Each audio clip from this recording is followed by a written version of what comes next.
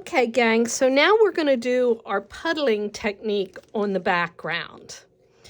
And that is this variegated wet look. A little bit, it dries where it's a little darker in some places than others. So you can't put the pigment on too heavy that it all gets this, then you won't have any of this nice variegation going around. This is just one technique for backgrounds. I don't do this very often. I do usually do it on this particular icon for some reason, just to get your feet wet with the technique. So what we're going to do for the background is we're going to use just a little bit of the Colony Blue. You can see I only have 4 little sections here. So we're going to put a little bit of that. You could use water to loosen it up, but I prefer to use medium. And I'm going to use some Flow Medium. It acts like water in that it'll thin down the paint. It doesn't have glazing quality to it, so it's not going to seal in the layer the same way. But it will thin the paint and help make it nice and puddly.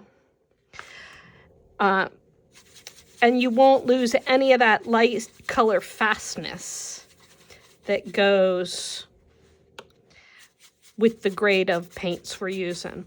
Now I'm going to make this, I'm putting water in it too. You can see how much water I'm putting it in to make it very puddly.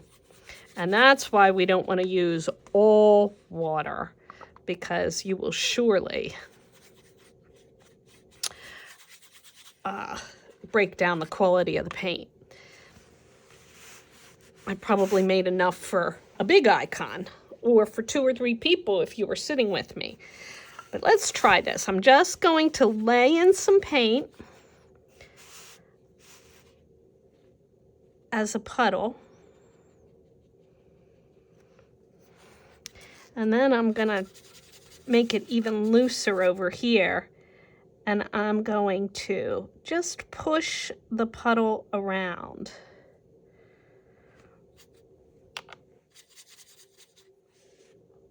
Make it even more transparent. And this starts to shrink up as it dries. It contracts a bit. So I'm just glazing the top of the puddle, really.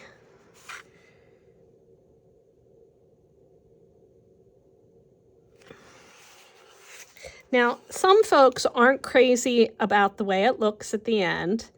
And if you don't, you can always paint the background solid. It's always fun to do a different technique. And there are ways to change it if it doesn't turn out to your liking.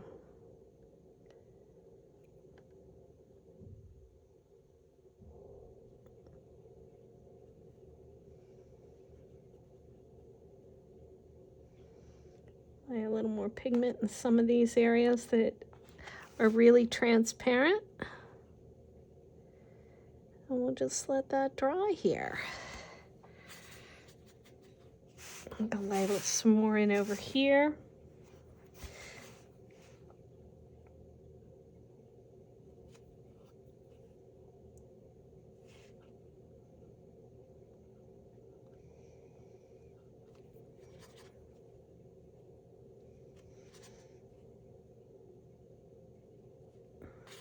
Take this thin bit.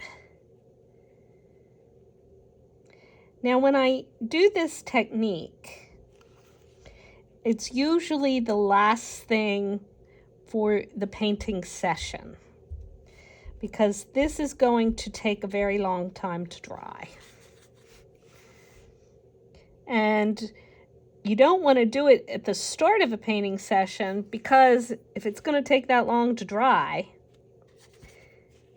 you're going to run the risk of constantly getting your hand in wet paint.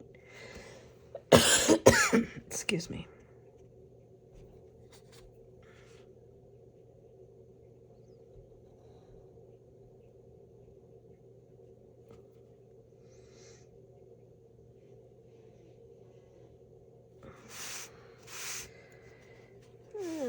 just gonna lay in a little bit of pigment.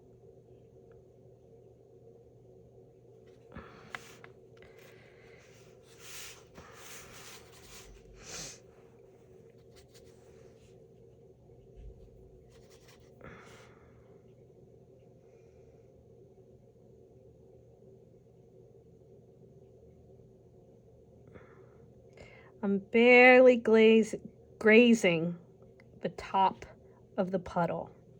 I'm not brushing hard against the panel.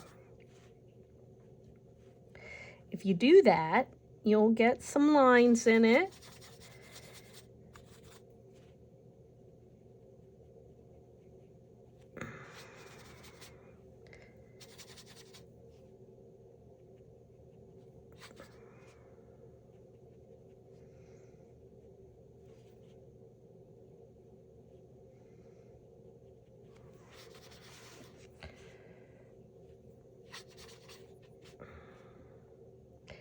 Honestly, this looks different every time I do it.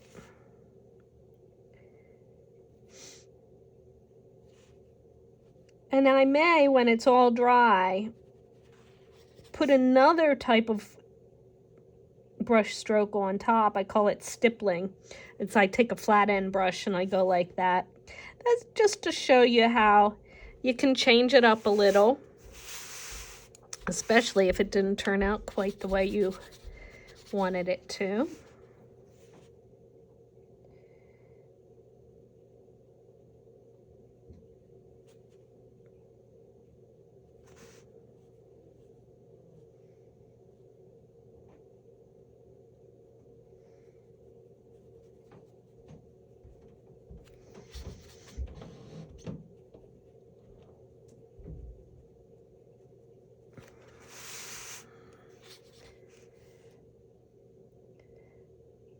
What would be ideal is if I could do the puddling on the outside border next, but you have to let this dry first, because if you have a wet puddle here and a wet puddle here, they'll run together. But it's such a similar technique.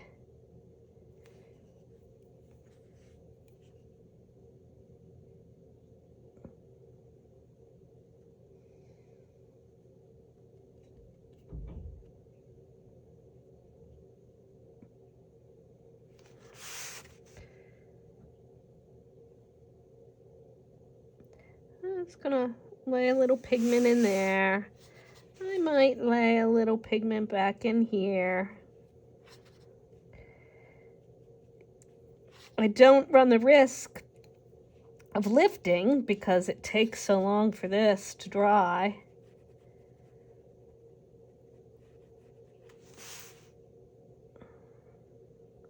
Still want to keep that thin in there.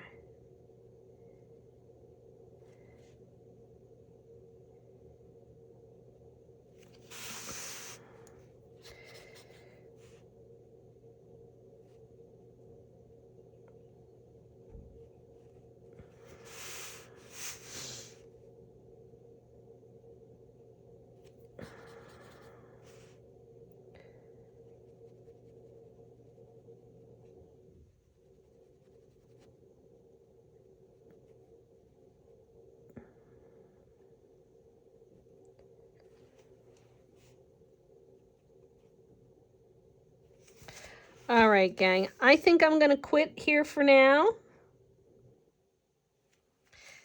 and see what it's gonna look like when it's all dry.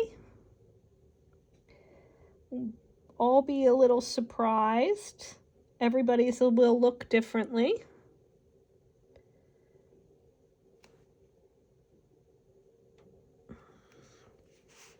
All right, so that's gonna be it for now. And I will save this paint in a container to use another day. Thank you.